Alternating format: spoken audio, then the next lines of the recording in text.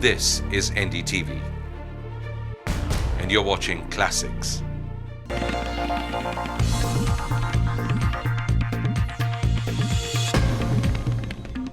Hello and welcome to Walk the Talk. I am Shekhar Gupta.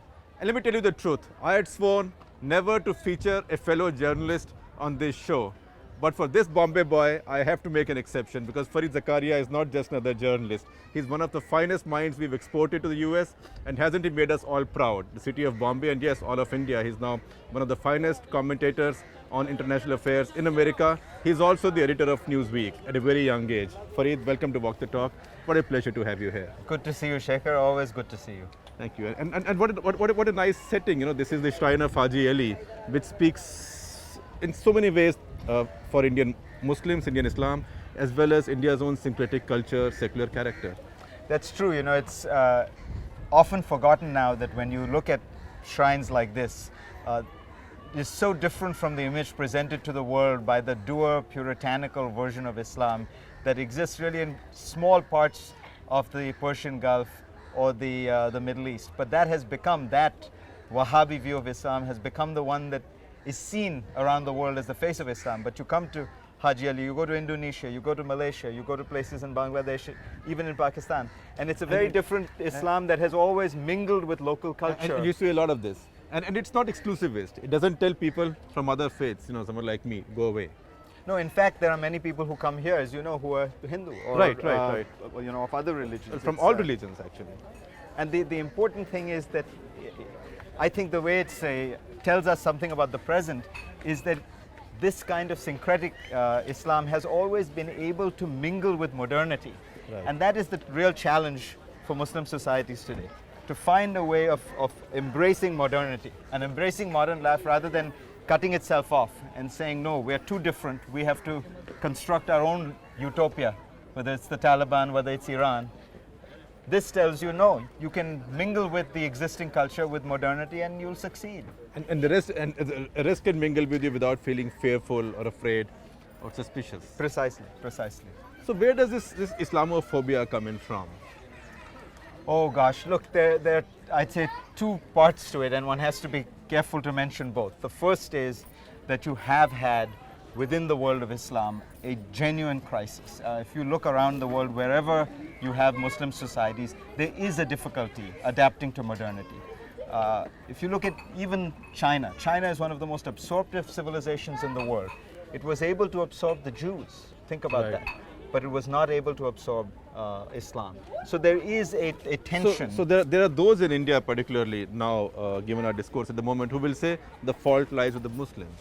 I mean, it's not as if the Chinese are not able to absorb them, it's the Muslims who were exclusivist. I would say there's some truth to that there is, the way I would put it is Islam has, because it defined modernity for so many centuries, in the 7th, 8th, 9th centuries, it has difficulty adapting to another person's definition of modernity. Or accepting the fact that the rest of the world perhaps has gone ahead. Well, if you think about it, you take a Chinese person, you tell him, in order to succeed in the modern world, you have to learn English, put on a suit, learn computer science. He'll say, fine, no problem. By and large, you tell the Hindu that, he will have no problem. For a Muslim, it raises fundamental questions of, what is my identity? Am I subordinating my identity to that of a modernity, not of my definition? And that is debilitating the Muslim. That paralyzes you, because if you start worrying about the fact that you are losing your culture in order to succeed, you will never succeed.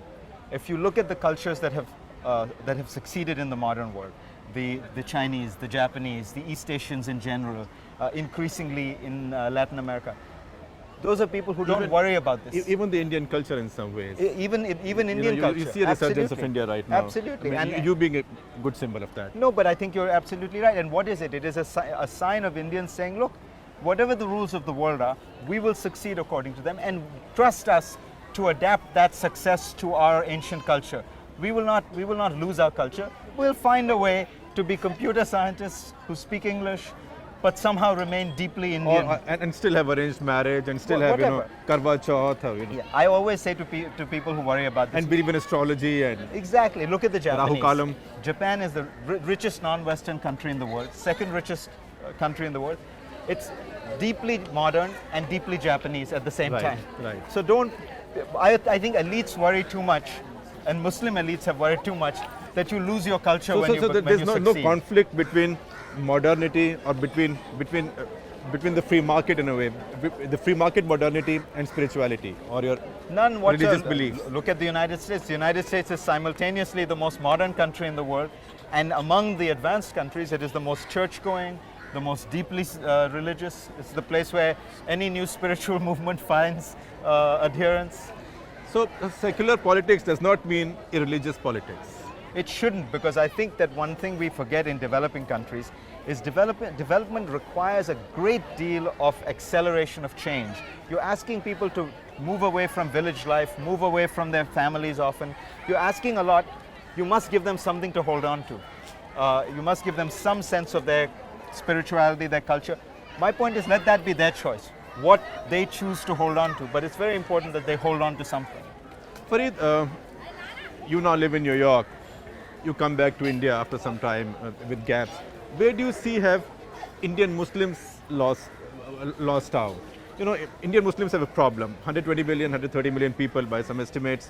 A very small middle class. The elites have mostly left. You know, they've gone to the West or elsewhere. We have a ruling party which defines itself in some ways in anti-minority terms, at least in the sense that minorities were defined in the past. We have a large Muslim neighbor, Pakistan, which is a failing state. You know, the only big Islamic state in our neighborhood is a failing state. Where does this leave the Indian Muslim? Do you think he's losing out, or do you think? Well, it's a very He's missed difficult a trick. question, and honestly, Shekhar, you should probably ask my father because he would have a better sense of it. But my sense is this.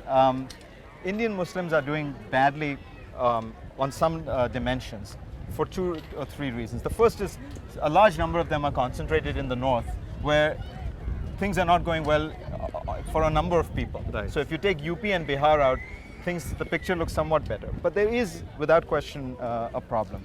But the Indian Muslim, I think, has the potential to improve because, as you say, he can be part of a successful dynamic society, which is not happening in Pakistan. If you look at Bangladesh, by the way, much more hopeful picture, honestly, for Muslims. Yes, Bangladesh is democratizing also in its own way. And getting more and more comfortable with the market, getting more and more, because Bangladeshis have a very strong sense of nationhood. They are comfortable increasingly with the market, and as a result, you see progress.